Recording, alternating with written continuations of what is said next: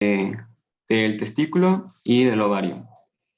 Empezando con el testículo, pues como sabemos, tiene una forma esferoide alargada. En cuanto al volumen, tiene un volumen medio de 18.6 mililitros con un rango de más o menos 4.8. En cuanto a sus dimensiones, tiene una longitud promedio de 4.6 centímetros en un rango... perdón. ¿Alguien mencionó algo? No, creo que alguien se le prendió su micro por error. Ok.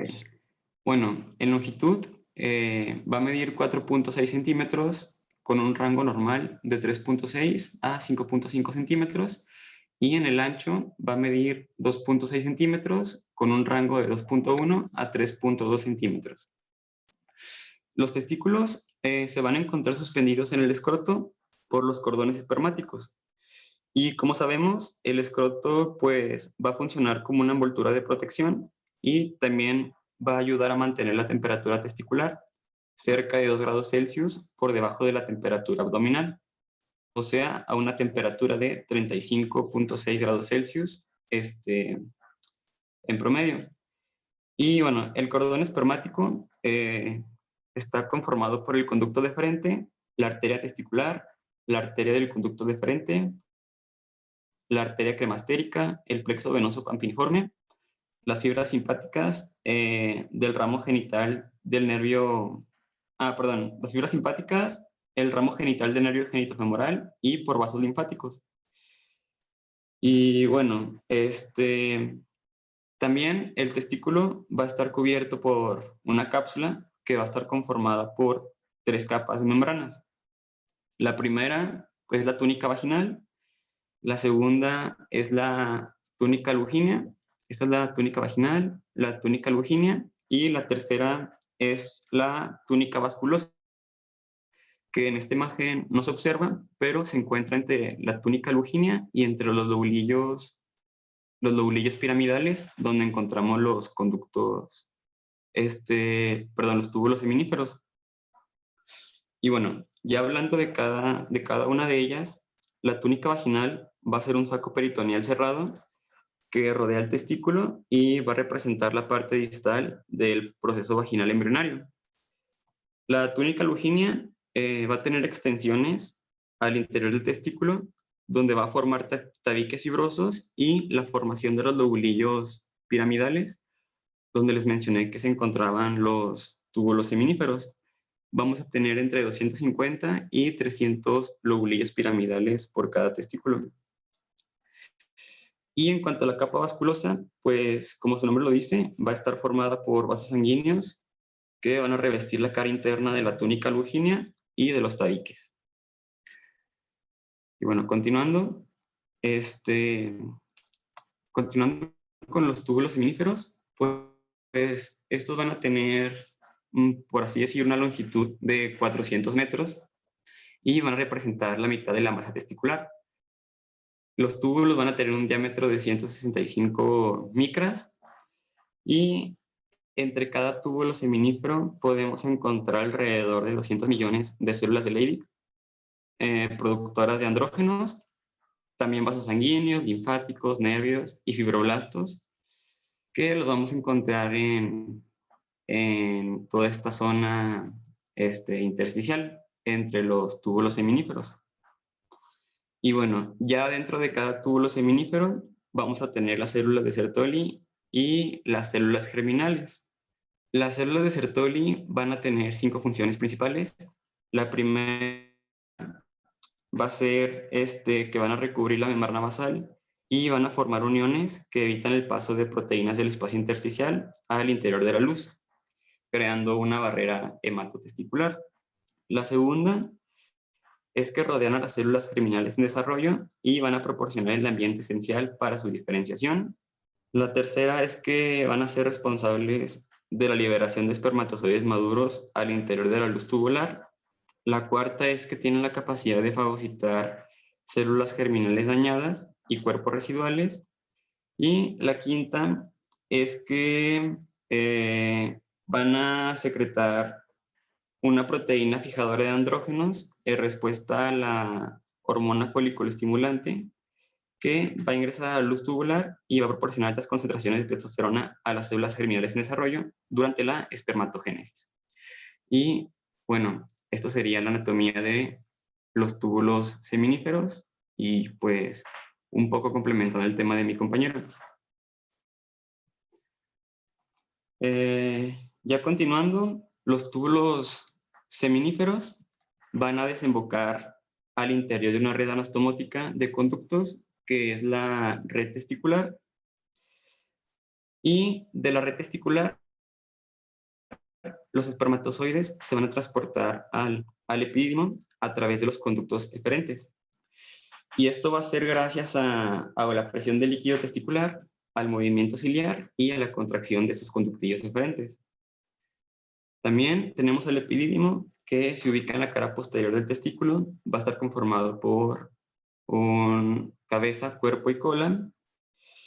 Y va a estar formado por sinusoides muy pequeños y compactos que tienen un aspecto macizo.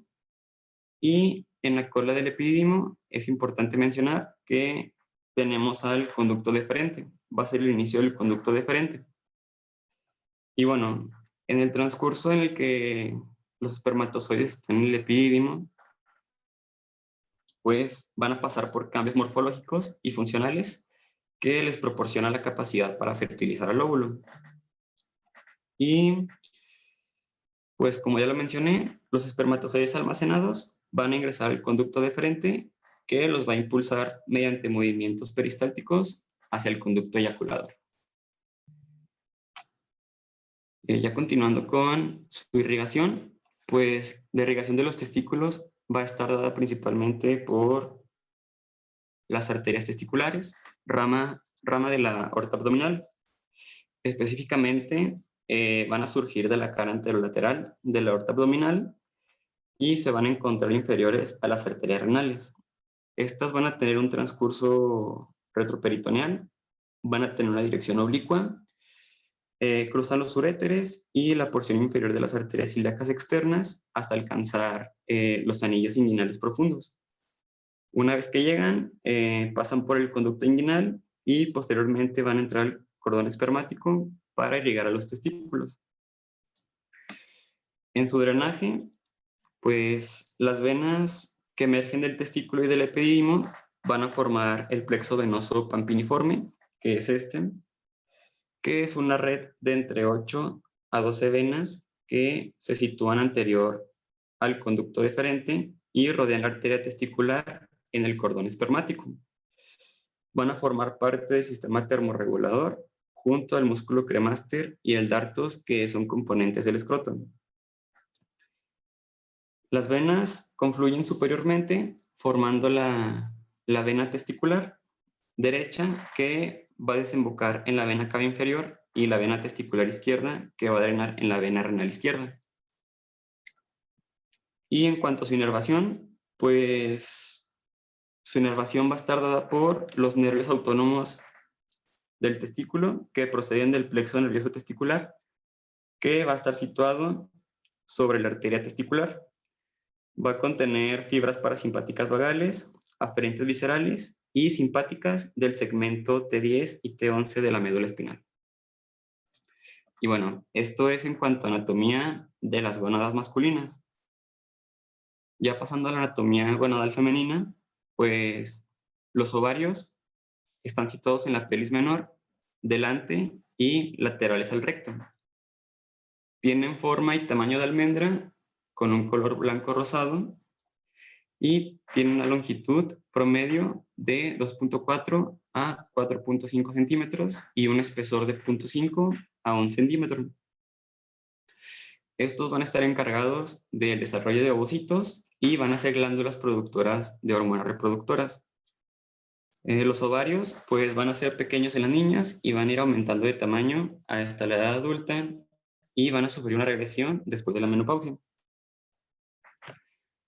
En cuanto a su fijación, pues van a estar fijados por 4 ligamentos principales. El primero es el ligamento suspensorio del ovario, que une la pared lumbopelviana y No, perdón. El ligamento suspensorio del ovario va a ser el medio más eficaz de fijación. Va a contener los vasos principales del ovario y va a estar fijado a la fosa ilíaca y a la extremidad tubárica del ovario, como lo podemos observar aquí en la imagen.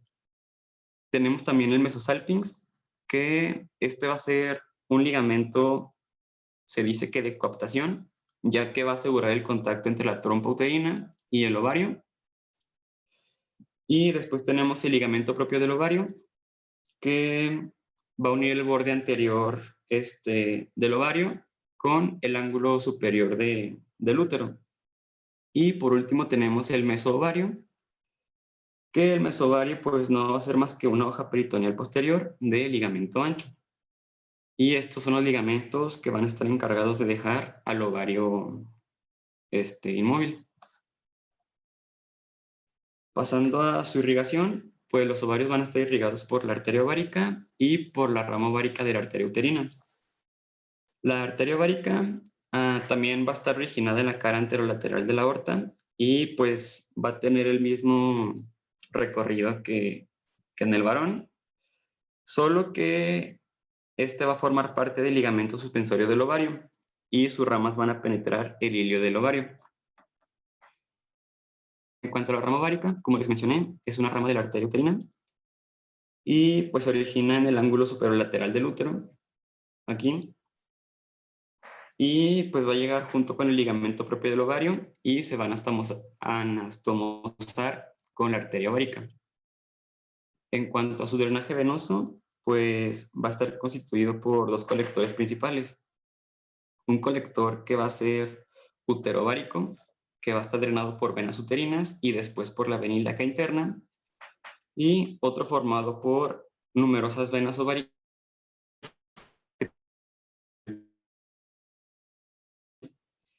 que pues se menciona que va a estar ubicado junto al ligamento suspensorio del ovario y va a desembocar en la vena cava inferior a la derecha y en la vena renal izquierda. En cuanto a su inervación, pues los nervios van a estar acompañando a la arteria ovárica y van a formar un plexo periarterial llamado el plexo ovárico. Sus ramas van a provenir sobre todo del plexo mesentérico superior y del plexo renal. Y esto sería todo de anatomía de gónadas masculinas y femeninas. No sé si tengan alguna duda. Si no, para continuar con la fisiología. Adelante, por favor. Ok.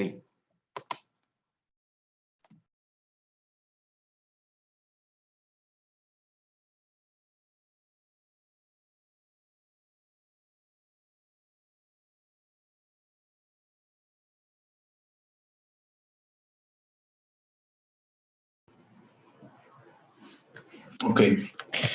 Vamos a continuar con la fisiología de gónadas masculinas y femeninas. Sí se ve, ¿verdad?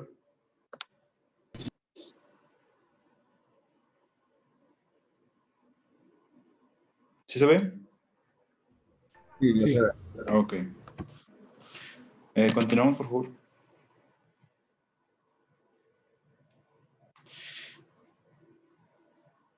Bueno, comenzando con las gónadas masculinas, empezamos con el metabolismo de los andrógenos. Mencionaban que la testosterona es el andrógeno primario o más importante en cantidad entre todos los andrógenos en el varón. 95% de la testosterona se genera en las células de Leydig en el testículo. Y el 5% restante se deriva de las glándulas suprarrenales. Entre otros andrógenos que también se generan por el testículo es la dihidrotestosterona y la DHEA y la androstendiona. Continuamos. Pero eso se secreta o no se crea en menor proporción que la testosterona. O sea, la testosterona siempre es la más abundante. En cuanto a su transporte, el 60% de la testosterona y de los andrógenos se encuentra unido a la globulina fijadora de hormonas sexuales, que aquí les pongo sus siglas. Y el 38% está unida a la albúmina. O sea, y solamente el 2% de los andrógenos se encuentra en su forma libre, que esta será su forma activa, o sea, será su presentación activa, ¿ok? Tiene que estar libre para poder hacer sus acciones. Entonces, mencionaba que también que la globulina fijadora de hormonas sexuales se secreta principalmente, o se crea en el hígado. Y mencionaba estos cuadritos que les pongo aquí, situaciones o cosas o patologías que causaban el aumento o la disminución de esta globulina fijadora de hormonas sexuales. Por ejemplo, las que aumentan son los estrógenos, el tamoxifeno, la fenitoína, el tiroidismo y la cirrosis. Son situaciones que aumentan esta globulina fijadora. Y en cuanto a las cosas que lo disminuye, son los andrógenos, los glucocorticoides, la hormona de crecimiento, el hipotiroidismo, la hiperinsulinemia, la acromegalia y la obesidad. ¿Me puedes dar, Karen? En cuanto, continuando con el metabolismo, mencionaba que el 90% de la testosterona se metabolizaba en el hígado y se excretaba en orina en esa forma de esos metabolitos que les pongo ahí, que es el 17 cetoesteroides, pero mencionaba que solamente del 20 a 30% de los 17 cetoesteroides provenían de los metabolismos de los andrógenos sexuales o de los esteroides sexuales, y la mayoría provenía del metabolismo de otro tipo de esteroides. Y como les mencionaba, el 90% se metabolizaba en el hígado. ¿Me puede regresar, por favor? Ok. Entonces, ¿qué pasa con el restante? Entonces, se transforma en dos cosas, en la de hidrotestosterona o en el estradiol. O sea, había esas dos vías que tomaba la testosterona. Continuamos, por favor. Entonces, en cuanto al mecanismo de acción, o la función que tienen estos andrógenos o la testosterona, es, como les mencioné, vamos a ver si puedo. Bueno, hay dos formas, que esté libre o que esté unida a proteínas. Entonces, la forma libre es la que va a tener su forma activa o es la que va a actuar, ¿sí? Entonces, entra a la célula por difusión pasiva. Entra a la célula, gracias a la 5-alfa reductasa, se puede convertir a la se me fue la palabra, bueno, se convierte en testosterona o de hidrotestosterona. ¿Ok? Entonces, esas dos formas se unen al receptor interno específico para esos esteroides y forman complejo hormona receptor. Ese complejo hormona receptor, ya sea de la testosterona o de hidrotestosterona, entran a la célula o entran al núcleo y tienen su forma, su mecanismo genómico, se llama así. Entonces, y ya tienen sus acciones androgénicas, genómicas, por ejemplo, que es la síntesis de proteínas, crecimiento celular, etc. Y te voy a poner más funciones. ¿Me puedes dar, Karen? Bueno, entonces sus funciones. Todo ese mecanismo se traduce a estas funciones que les pongo aquí, que tienen dos situaciones en la vida que tienen más influencia, que es en el feto, que causa lo que nos platicó Karen en la embriología, que es la diferenciación de genitales masculinos, tanto internos como externos. En la pubertad tienen la acción que ejerce es el crecimiento del pene, el crecimiento de próstata, del epidídimo, vesículas seminales, también crecimiento del músculo esquelético y el crecimiento de la laringe, por eso el cambio de voz, el crecimiento de vello de forma andrógena, por ejemplo, barba, bigote, vellos en el pecho, así, o sea, distribución que se encuentra en el hombre. ¿Ok? Y la otra función importante es la espermatogénesis. ¿Me puedes dar, por favor? Entonces, ¿qué mecanismo actúa en esta regulación de estas hormonas? El eje hipotálamo, hipófisis, células de Leydig, y el eje hipotálamo, hipófisis, testículo, que genera, por ejemplo, está en dos formas. Está la que genera hormonal y la vía hormonal o el eje hormonal y el eje de espermatogénesis. Entonces, les voy a hablar primero del eje hormonal, que es este. Entonces, como ya sabemos, el hipotálamo secreta GnRH, lo cual la GnRH estimula los gonadotropos de la hipófisis anterior, la cual estimula la liberación de LH y FSH. Entonces, aquí, en la parte hormonal, la más importante, la que tiene la más relevancia, es la LH, ya que esta se une a los receptores de las células de Leydig y estimula la liberación de andrógenos. ¿Ok? ¿Le continuamos, Karen? Y aquí les pongo este esquema representativo, entonces. Está aquí arriba, está el hipotálamo. Perdón, es que no puedo poner el apuntador. Bueno. Está el hipotálamo en la parte de arriba. Eso estimula, produce GnRH y estimula a la hipófisis anterior a producir, primero nos vamos a ir por el lado izquierdo, ¿ok? A producir la LH. La LH estimula las células de Leydig a producir testosterona. Entonces, la testosterona y el estradiol tienen un efecto de retroalimentación negativa, la cual los niveles altos de este tipo de hormonas inhibe la producción tanto de FSH y LH como de GnRH en el hipotálamo. O sea, este es un mecanismo de retroalimentación negativa. Bueno, ya estamos aquí que producen testosterona en las células de Leydig, entonces ya nos vamos a la siguiente diapositiva, donde les hablo ya del eje de la espermatogénesis, que es el eje hipotálamo, hipófisis, túbulos seminíferos. Entonces, igual, el hipotálamo produce GnRH, la cual estimula la hipófisis anterior para producir la FSH. La FSH es folículo estimulante, como su nombre lo dice, así que estimula la generación de espermatozoides, pero esa no es su función, sino su principal función que mencionaban los artículos era que estimulaban la proteína fijadora de andrógenos, que ahí se abreva como ABP. ¿Sí?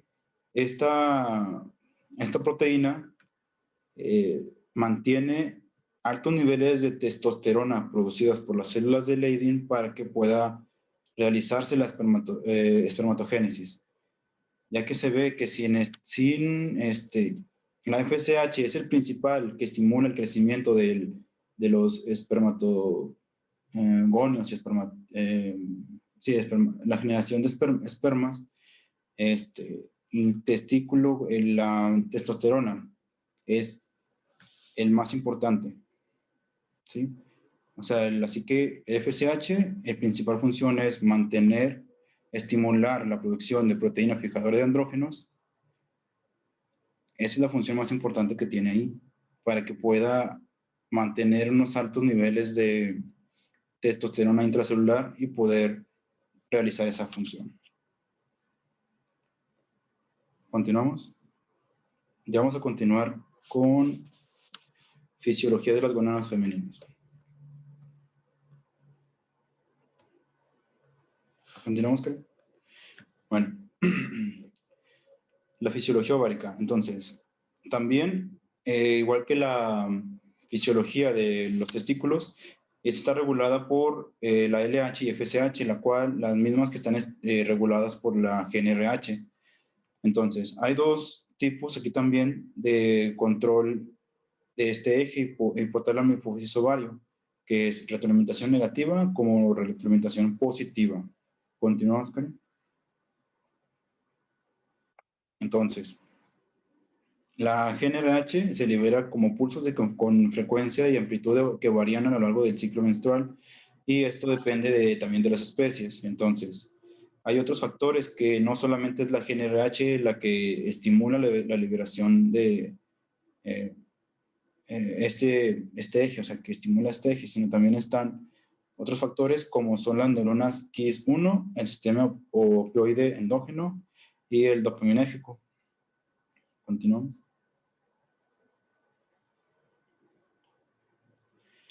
Bueno, aquí les pongo este esquema, que es el eje hipotálamo hipófisis ovario. Ok, entonces nos vamos en el lado derecho, donde iniciamos con el hipotálamo, que libera GnRH, la cual estimula la adenohipófisis para producir FSH y LH. Esta FSH y LH llega al ovario, estimula el folículo primordial o primario del óvulo. Entonces, cuando está en la maduración del óvulo, las células de la granulosa producen estradiol.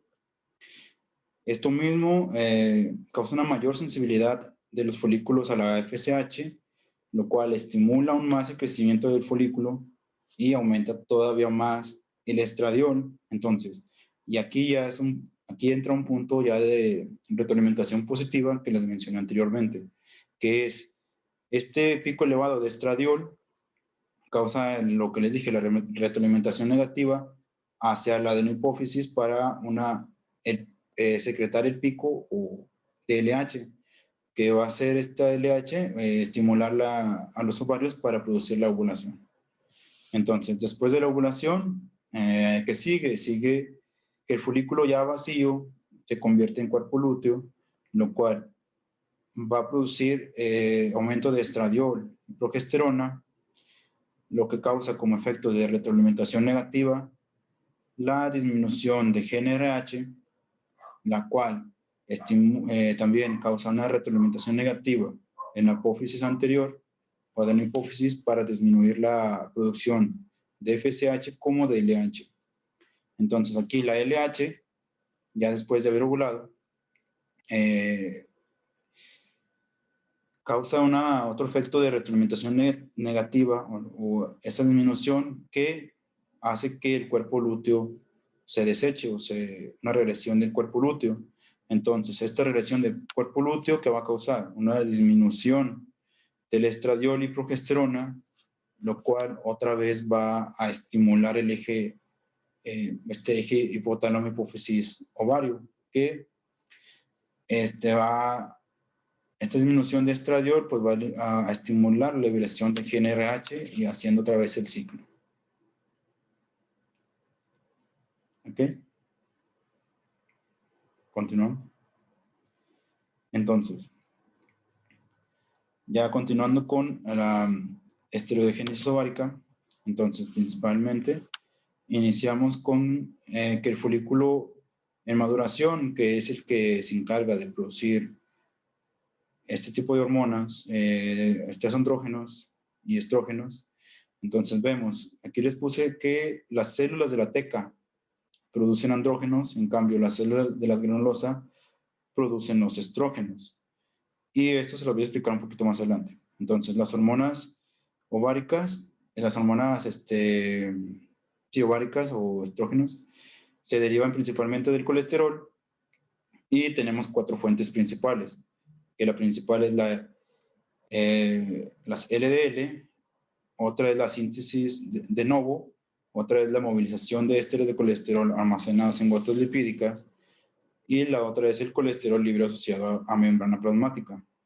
Esas son las 4 principales fuentes de colesterol que tiene el ovario para hacer estas hormonas. Entonces, continuamos.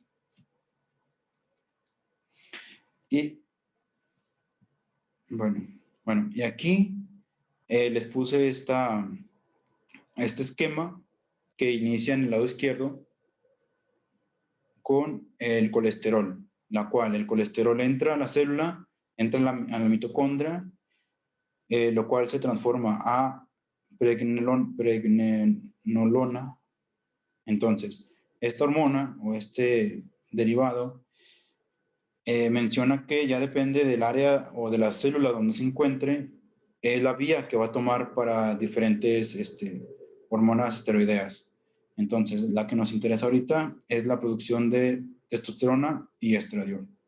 Entonces, el colesterol entra, se transforma en esta pregnenolona, la cual, por estas hormonas, al final llega a la testosterona y estradiol. ¿Por qué les dije que las células de la teca producen andrógenos y las células de la granulosa producen estradiol? Entonces, es por esto, porque las células de la teca, como les puse acá en el lado derecho, carecen de esta aromatasa, la cual esa aromatasa es esencial para que la testosterona se transforme a estradiol. Ya que carecen de esta aromatasa, no pueden hacer esta función, lo cual las células de la granulosa sí lo tienen.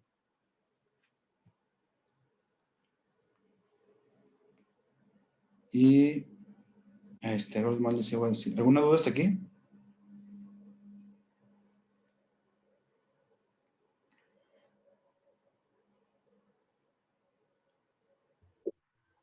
No, todo bien.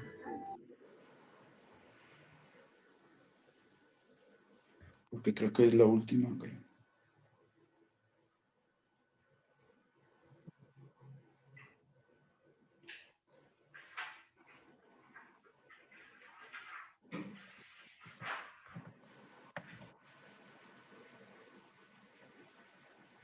Bueno, ¿ya terminaron las 3 partes de la exposición del día de hoy? Sí, Doc. Que era embriología, anatomía y fisiología. Ok. Bueno, en embriología, cuando uno quiere ver de una manera muy sencilla la embriología del aparato reproductor femenino y masculino, uno debe de entender primero cuál es la diferenciación de las gónadas. Y bueno, lo de los cordones sexuales primarios y secundarios y el origen de las estructuras que van a formar posteriormente el ovario y el testículo. Luego vienen los genitales internos, donde los conductos de Müller y de Wolf van a ser los precursores de ciertas áreas de los conductos internos, de los genitales internos, perdón. Y luego la formación plástica de los genitales externos, ¿verdad? Y uno más o menos ahí entiende de una manera sencilla la embriogénesis del aparato reproductor femenino y masculino. Quizás valga la pena reflexionar algunas cosas que no se dijeron en la exposición, como es que las células germinales primordiales no se dividen por mitosis, se dividen por meiosis.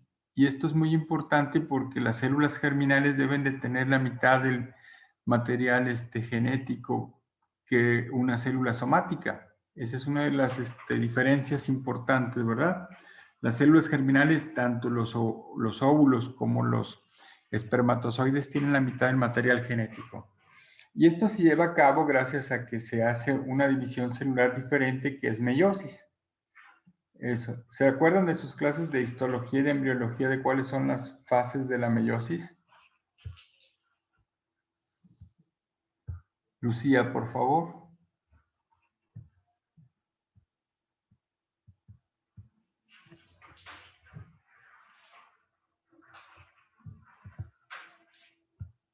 Hugo. Perdón. Sí, son la profase, anafase, metafase y telofase. Sí, bueno, nada más hay un errorcito en una de las secuencias, ¿verdad? Otra de las cosas importantes de las células germinales primordiales es que el arresto folicular se da hasta el nacimiento y la última fase de la meiosis se completa al momento de la ovulación. Es cuando los folículos primarios van creciendo, y algunos se van a quedar como folículos atrésicos hasta que hay un folículo que sí produce un óvulo.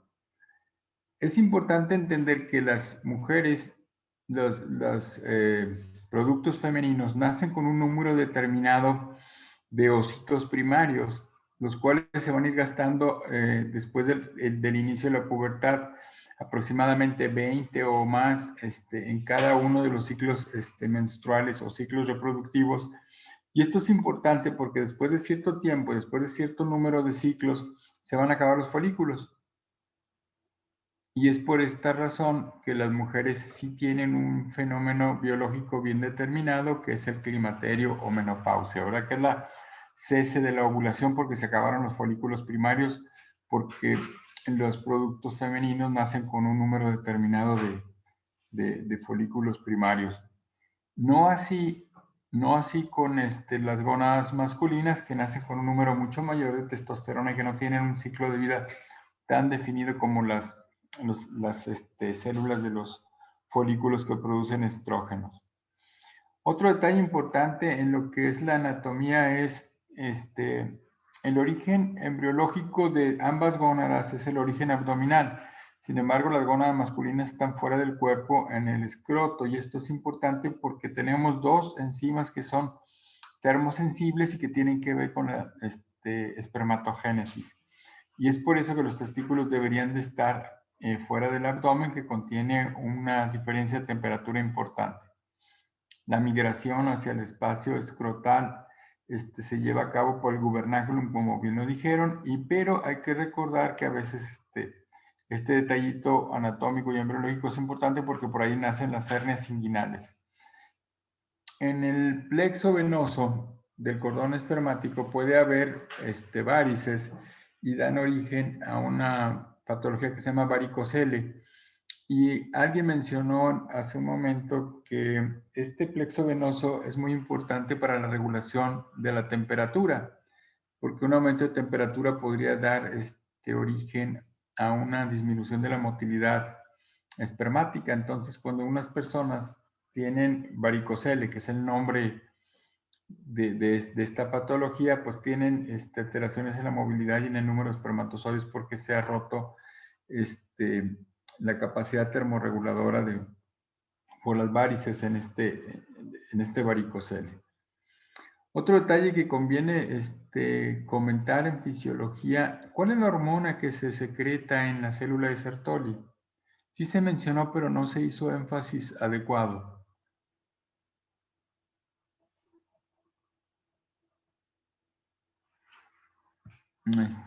Eras La reído, ¿verdad? proteína fijadora de andrógenos. La No, hormona es esa. fijadora de andrógeno. Ok, voy a preguntar de otra manera entonces. ¿Qué célula o dónde es el origen de la inhibina? ¿Y cuál es la función que tiene esta? No recuerdo el origen, pero pues era también de retroalimentación negativa para la producción de GnRH y LH y FSH. Ok, clase, ¿alguien de ustedes se recuerda dónde se produce la inhibina? En Sí, las células de Sertoli y las células de la granulosa.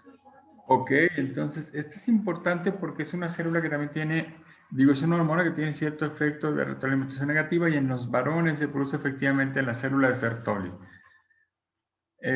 Y es importante. Hay otra hormona que se produce en el ovario, que es la hormona antimülleriana.